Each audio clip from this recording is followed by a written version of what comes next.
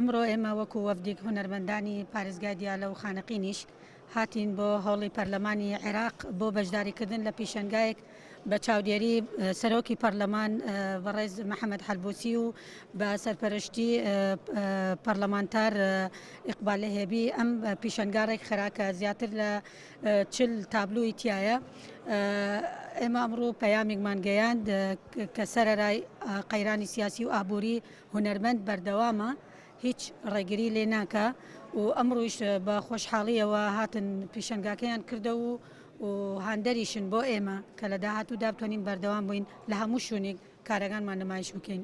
ئەمە دووم پێشەنگایە لە پەرلەمانی عێراق کرا بە ناوی گروپی شێوەکەرانی عێراق فەرعی دیالە، بریتێ 41 هونەرمەندی شێوەکار بە 41 تابلۆ سروشتی خانەقینە، کفریە، بڵێن جەلەولایە.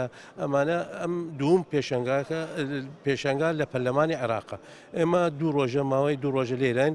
ئەم پێشەکایە وەکو ئەڵێن 41 هونەرمەندە، ئەو 41 هونەرمەند هەر یەکی تابلۆی خۆی بە تابلە بە بیر و جیاوازی هونەرمەندەکە خۆیە، بە ئستایلی خۆی، بە مەدرسەی خۆی ئیشان کردو، بە زۆربەی سروشتی بڵێن ئەوە لە خانەقینەوە بەشداریکردە. من و مامۆستا زەینەب و مامۆستا سەباح و مامۆستا عەباس ئێمە بەشداریکردمان لە خانەقین بەم پێشەنگایە.